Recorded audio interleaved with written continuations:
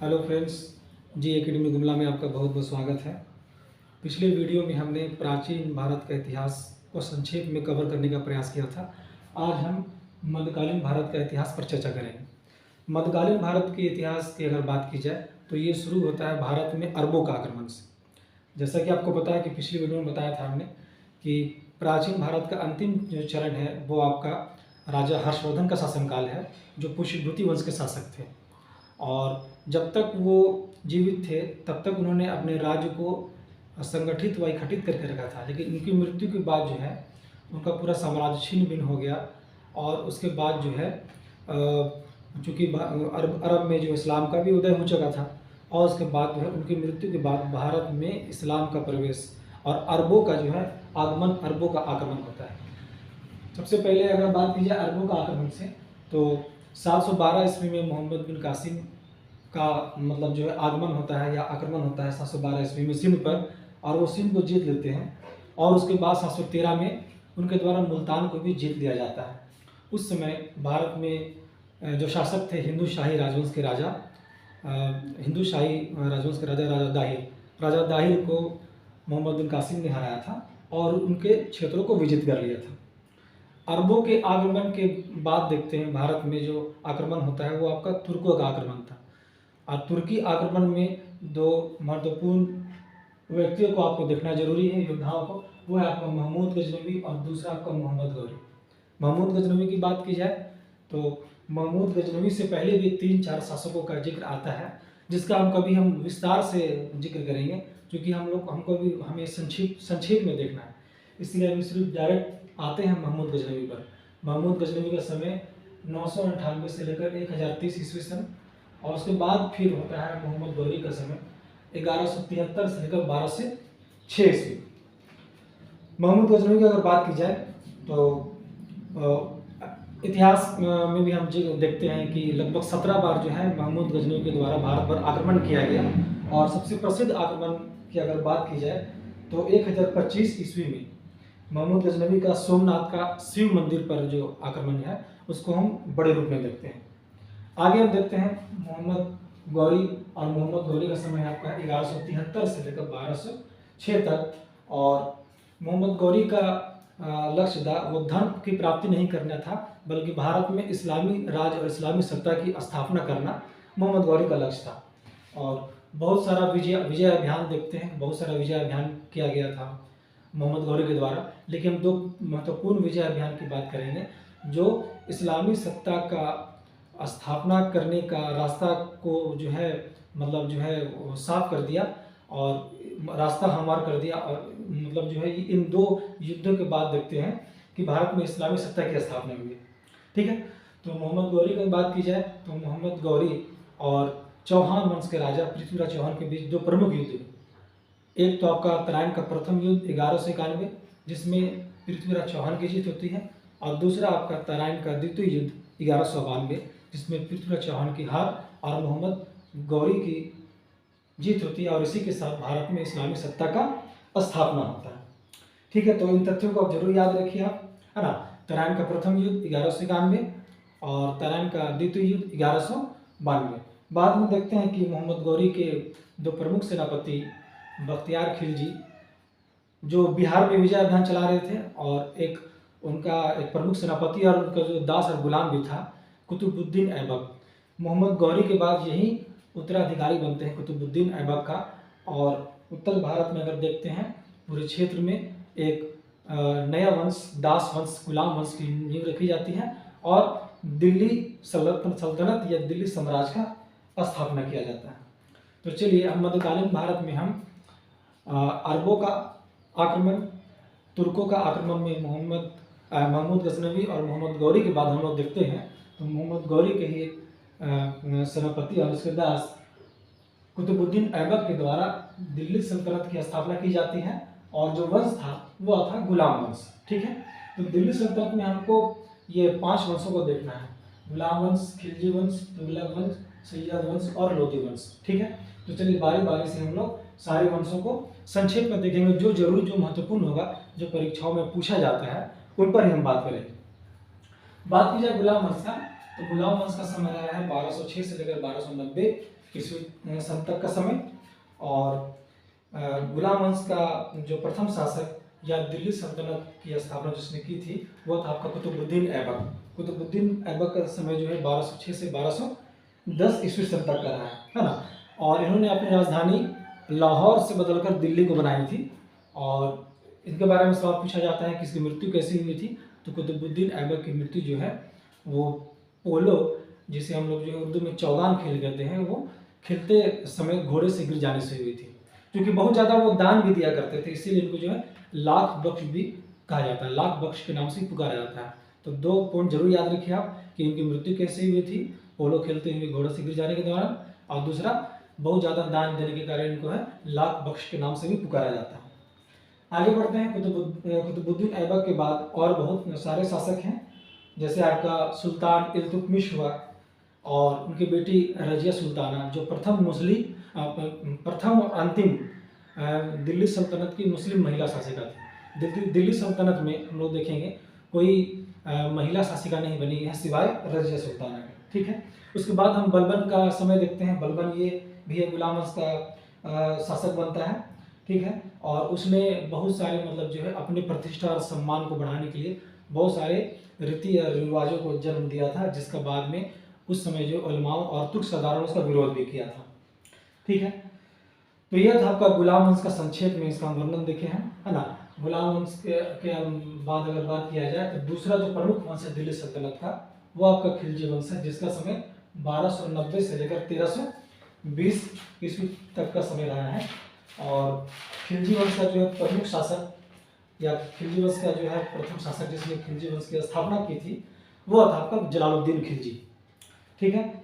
जलालुद्दीन खिलजी के बाद उसका जो भतीजा है, नाम था उसका अलाउद्दीन खिलजी, वो शासक बनता है खिलजी वंश का। और खिलजी वंश का ये सबसे शक्तिशाली शासक था, है ना। और अलाउद्दीन खिलजी का समय आपका 1200 से 1316 तक का समय रहा है। और अलाउद्दीन खिलजी ने अपने आप को सिकंदर सानी कहा था, इसलिए अलाउद्दीन खिलजी को द्वितीय सिकंदर या दूसरा सिकंदर के नाम से भी जाना जाता है। ये आपका जो सवाल बहुत बार एग्जाम में पूछा जा चुका है, ठीक है। और बहुत सारे इकोनॉमिक्स रिफॉर्म्स भी किए थे अलाउद्दीन खिलजी ने, जैसे बाजार नियंत्रण प्रणाली की शुरुआत की, है ना।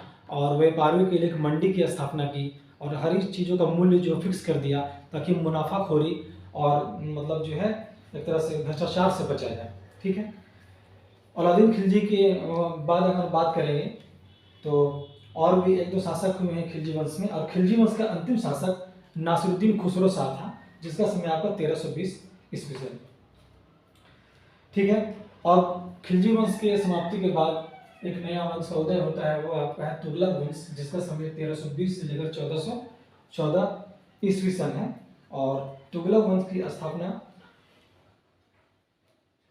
तुगलक वंश की जो स्थापना की अगर बात की जाए तो तुगलक वंश की नींव गयासुद्दीन तुगलक, या जिसे हम लोग गाजी मलिक तुगलक भी कहते हैं, इसने की थी।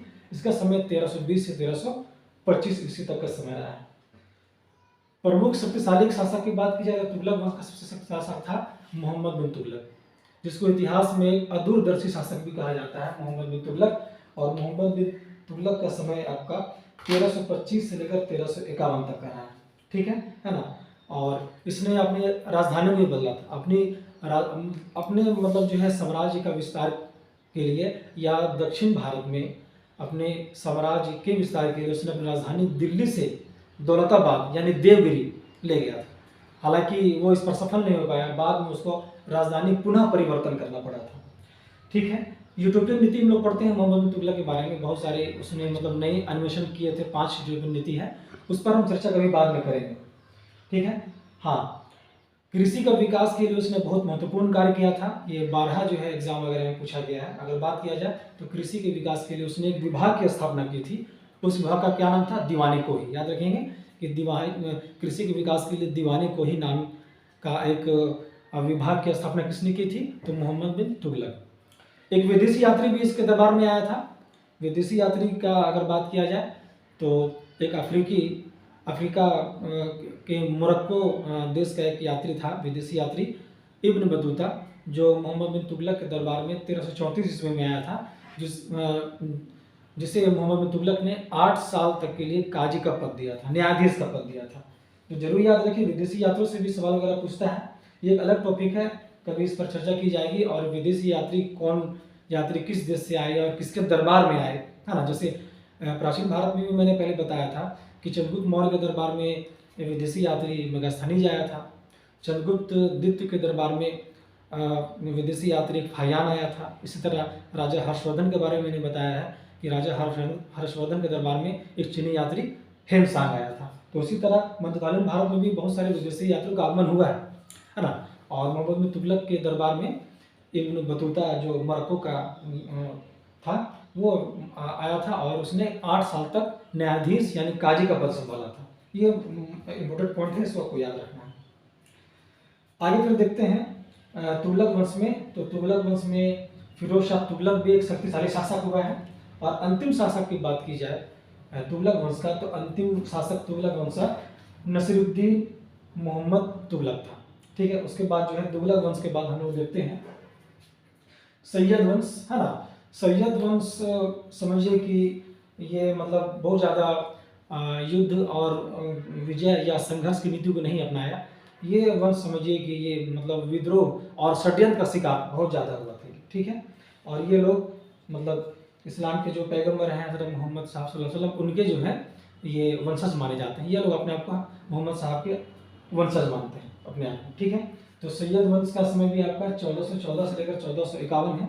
सैयद वंश में भी आपका 4 शासक हुए हैं। और प्रथम शासक खिज्र खां जो सैयद वंश का संस्थापक था, दूसरा मुबारक शाह, तीसरा फरीद खां, और चौथा जो है वो आलम शाह जो सैयद वंश का अंतिम शासक माना जाता है। ठीक है, तो इस तरह जो है वो दिल्ली सल्तनत को संक्षेप में देखे हैं, और कौन कौन से प्रमुख शासक ने जो मतलब वंशों मतलब अपने वंश के लिए या फिर दिल्ली सल्तनत के साम्राज्य के लिए कार्य किया है, उस पर हम चर्चा की है। आगे हम लोग बढ़ते हैं लोधी वंश, जो दिल्ली सल्तनत का अंतिम वंश माना जाता है। और लोधी वंश की स्थापना किसने की थी, तो बहलोल लोधी ने। ठीक है, लोधी वंश का समय 1451 से लेकर 1526 तक का समय रहा है। और बहलोल लोधी जिसका समय 1451 से लेकर 1489 तक, इसने जो है लोधी वंश की स्थापना की थी। और ये लोग तुर्क नहीं थे, ये लोग अफगान थे। ठीक है ना। तो दिल्ली सल्तनत में शासन करने वाले प्रथम अफगान वंश था, ये भी याद रखना है। बहलोल लोधी के बाद देखते हैं अगला जो शासक होता है लोधी वंश का, वो आपका सिकंदर लोधी है ना। सिकंदर लोधी ने बहुत सारे कार्य किए थे, और ये बहुत बड़ा कवि था, कविताएं लिखने का इसको बहुत ज़्यादा शौक था, शायर था ये, है ना। और गुलरुखी के उपनाम से ये फारसी में कविताएं लिखा करता था। ये पॉइंट जरूर याद रखें आप। और अगर बात किया जाए तो इसने आगरा जो शहर है, वो आगरा शहर को इसने ही बसाया था। 1504 में इसने आगरा शहर की स्थापना की थी। ठीक है, ये भी पॉइंट आप जरूर याद रखें। और 1506 में इसको इसने आगरा को अपनी राजधानी बनाई थी, सिकंदर लोधी ने। ठीक है, आगे हम लोग देखते हैं लोधी वंश का अंतिम शासक इब्राहिम लोधी था। और ये दिल्ली सल्तनत का भी और लोधी वंश का भी अंतिम शासक माना जाता है।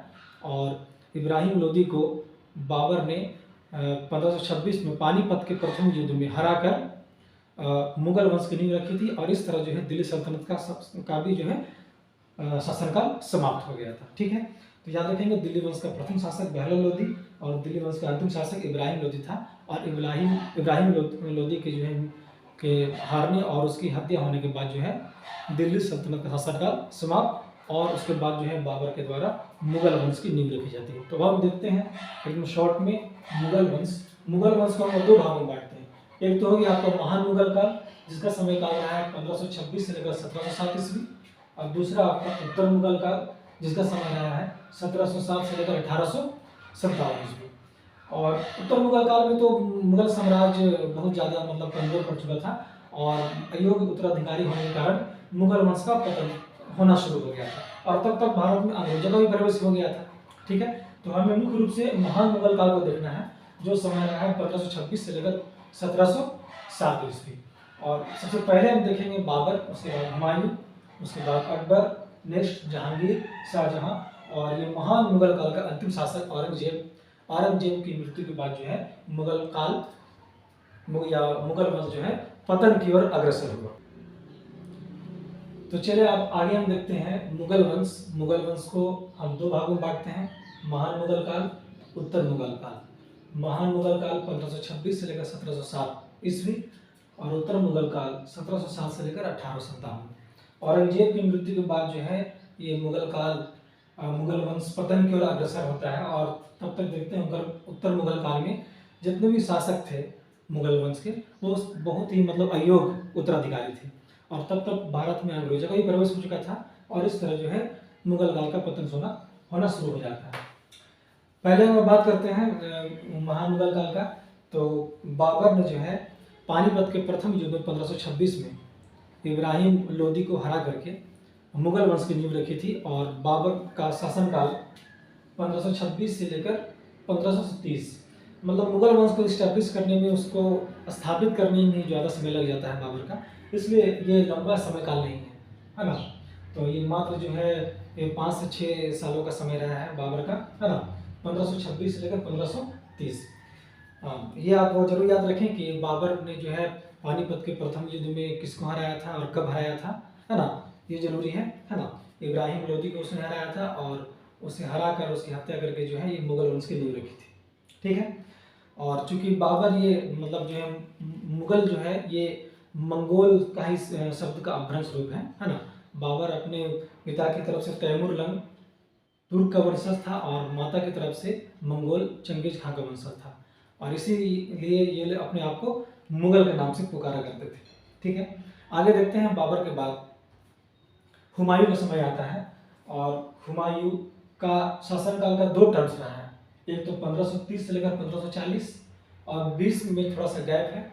आगे देखते हैं 1555 से लेकर 1556 का समय, ठीक है ना। तो हुमायूं बाबर के बाद जो है मुगल वंश का शासक बनता है, और हुमायूं का जो सबसे बड़ा शत्रु जो था वो शेर शाह सूरी था, जो भारत में प्रवेश करता है, और हुमायूं को 2 बड़े युद्धों में हराकर भारत से बाहर जाने को मजबूर कर देता है। इसलिए यहाँ हम देख रहे हैं कि यहाँ 2 डेट हैं, एक तो 1530 से लेकर 1540 तक शासन किया हुमायूं, फिर उसके बाद जो है 2 युद्धों में हारी हुई शेर शाह सूरी के अगेंस्ट हुमायूं को, जिस कारण जो है हुमायूं को भारत से बाहर भाग जाना पड़ा। और जब तक शेर शाह सूरी जीवित रहा तब तक जो है हुमायूं भारत में प्रवेश करने का हिम्मत नहीं किया।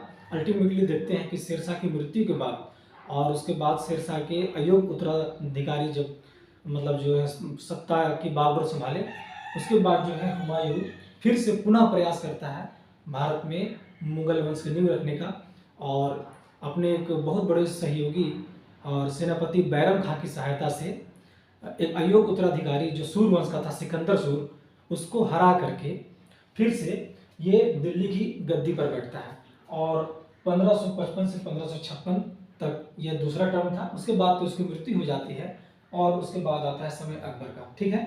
तो हुमायूं के बारे में आप जरूर याद रखेंगे, है ना, कि हुमायूं का जो सबसे बड़ा शत्रु था शेर शाह सूरी, शेर शाह ने उसे चौसा का युद्ध 1539 और कन्नौज का युद्ध 1540 में हरा करके भारत से बाहर जाने के लिए मजबूर कर दिया था, है ना। और हुमायूं जो है वो लगभग 10 से 15 साल प्रवास काल का जीवन गुजारा, और उसी प्रवास काल के दौरान अमरकोट में अकबर का जन्म हुआ था। तो हम देखते हैं हुमायूं के बाद फिर आता है अकबर का समय, और बादशाह अकबर का समय रहा है 1556 से लेकर 1605। अकबर ने पानीपत के दूसरे युद्ध में हेमू विक्रमादित्य को हराकर सत्ता की प्राप्ति की थी अपने सेनापति राजा मानसिंह के सहयोग से, ठीक है ना। और अकबर का जन्म मैंने पहले बताया कि हुमायूं के प्रवास काल के दौरान 1542 में अमरकोट में हुआ था, ठीक है ना। तो आप जरूर याद रखेंगे इसका जन्म कब हुआ, और एक प्रमुख युद्ध जो पानीपत का दूसरा युद्ध है वो जरूर याद रखेंगे, जो अकबर से संबंधित है, वो जरूर सवाल वगैरह परीक्षाओं में पूछता है। एक प्रमुख ऐसे तो अकबर के द्वारा बहुत सारा विजय अभियान चलाया गया, लेकिन उन प्रमुख विजय अभियानों में एक तो 1556 का दूसरा पानीपत का युद्ध हो गया, और महाराणा प्रताप के विरुद्ध जिन्होंने एक बड़ा विजय अभियान चलाया था, और वो था आपका 1576 का हल्दी घाटी का युद्ध, जो राजा मानसिंह के सहयोग से मतलब जो है लड़ी गई थी, ठीक है। आगे हम देखते हैं अकबर के बाद अकबर का पुत्र जहांगीर ये मुगल वंश का शासक बनता है 1605 से लेकर 1627 ईस्वी तक, ठीक है। और याद रखेंगे कि जहांगीर का जो शासनकाल रहा है वो मुगल चित्रकला का बेहतरीन नमूना माना जाता है ना। मतलब मुगल चित्रकला का बहुत ज़्यादा विकास हुआ है जहांगीर के शासनकाल में, है ना। और दो बड़े चित्रकार इसके दरबार में रहते थे, एक तो उस्ताद मंसूर और मीर अब्दुल समद, दो बड़े चित्रकार थे। इसीलिए जो है जहांगीर का शासनकाल को चित्रकला का बेहतरीन नमूना कहा जाता है। आगे देखते हैं, जहांगीर के बाद उसका बेटा शाहजहां मुगल वंश का शासक बनता है। इसका समय 1627 से लेकर 1658 तक का रहा है और मुगल स्थापत्य कला का बेहतरीन नमूना का शासन काल माना जाता है आपका शाहजहां का शासनकाल, है ना। बड़े बड़े भवन और मोन्यूमेंट्स वगैरह जो है निर्माण किए गए, जैसे आपका दिल्ली का लाल किला, दिल्ली का जामा मस्जिद, वो आपका जो है शाहजहां के द्वारा बनाए गए थे। उसके अलावा आगरा का जो है ये ताजमहल, है ना, वो भी जो है शाहजहां के द्वारा बनवाए गए थे। और एक प्रमुख तथ्य भी आपको याद रखना है कि अपने जनता को न्याय दिलाने के लिए उसने एक सोने की जंजीर अपने महल के बाहर लगवाई थी, ताकि मतलब जो है प्रत्येक आम जनता को भी जो है न्याय मिले। ठीक है, तो ये पॉइंट आप जरूर याद रखेंगे। शाहजहां के बाद देखते हैं तो शाहजहां का उसका एक पुत्र औरंगजेब, ये बाद में देखते हैं महान मुगल वंश का अंतिम शासक माना जाता है। और शाहजहां के बाद उत्तराधिकार को लेकर औरंगजेब और उसके भाई दारा सिकों के बीच 3 लड़ाइयाँ होती हैं। 2 लड़ाइयों में जो है, तीनों लड़ाइयों में औरंगजेब की विजय होती है और तीसरे युद्ध में जो है दारा सिकों मारा जाता है। और इस तरह जो है जो है औरंगजेब वो सत्ता की बागडोर संभालता है ना। तो ये परीक्षा में पूछा जाता है कि दारा सिकों जो औरंगजेब का भाई था और औरंगजेब के बीच कौन कौन सा युद्ध रहा है। 3 प्रमुख युद्ध जरूर याद रखेंगे इसमें, है ना। तो एक आपका युद्ध है घरमत का युद्ध 1658, जिसमें आपका दारा पराजित होता है। दूसरा आपका सामूगढ़ का युद्ध, ये भी आपका जो है 1658, इसमें भी दारा पराजित होता है। और तीसरा आपका जो है देवराय की घाटी का युद्ध, जिसमें दारा पराजित होता है और दारा की हत्या औरंगजेब के द्वारा कर दी जाती है। और इस तरह जो औरंगजेब सत्ता की बागडोर संभालते हैं, है ना। उसके अलावा दिल्ली का जो लाल किला है उसमें स्थित मोती मस्जिद का निर्माण भी जो है औरंगजेब के द्वारा करवाई गई थी। और एक तथ्य को आप जरूर याद रखें कि इस्लामी नियम व कानून से संबंधित एक प्रमुख ग्रंथ फतवाए आलमगीरी का संकलन और उसका जो है रचना औरंगजेब आलमगीर के शासनकाल में ही की गई थी। उसके बाद देखते हैं औरंगजेब की मृत्यु के बाद जो है मुगल वंश का नींव कमजोर पड़ने लगा और उत्तर मुगल काल में भी हम लोग 8 से 9 शासकों का हम लोग जो है कुछ महत्वपूर्ण तथ्यों को देखेंगे, जिसमें हम लोग देखते हैं उत्तर मुगल काल का प्रथम शासक देखा जाए तो बहादुर शाह है, जिसका समय 1707 से लेकर 1712 है, जो औरंगजेब के बाद ये शासक बना था। और उत्तर मुगल काल का अंतिम शासक देखा जाए, जो पूरे मुगल वंश का अंतिम शासक माना जाता है, वो आपका बहादुर शाहदित्य, जिसको हम लोग बहादुर शाह जफर के नाम से भी जानते हैं। उनका समय 1837 से लेकर 1857 ईस्वी तक का समय रहा है, जिन्हें 1857 के विद्रोह के समय जो है इस विद्रोह का मुखिया और नेता चुना गया था, जिन्हें गिरफ्तार करके अंग्रेज के द्वारा बाद में बर्मा रंगून भेज दिया जाता है, जहाँ उनकी मृत्यु हो जाती है। तो इस तरह बहुत ही संक्षेप में हमने मध्यकालीन भारत का इतिहास को पढ़ा है और इसको हम लोग अलग अलग भागों में बांटे हैं, है ना। और ये तथ्यों को जरूर याद रखें, है ना, कौन कौन सा वंशों का मतलब जो राज रहा और उसके बाद दिल्ली सल्तनत के खात्मे के बाद मुगल वंश आया। मुगल वंश में कौन कौन से शासक रहे हैं, उनका समय और मतलब शासनकाल क्या है और उनके द्वारा महत्वपूर्ण कौन कौन से कार्य किए गए। ठीक है, तो चलिए फिर आज के लिए इतना ही रखते हैं। अगले वीडियो में किसी अन्य मतलब जो है टॉपिक पर हम लोग एक अच्छा मतलब जो है वीडियो लेकर के आएंगे। तब तक के लिए धन्यवाद।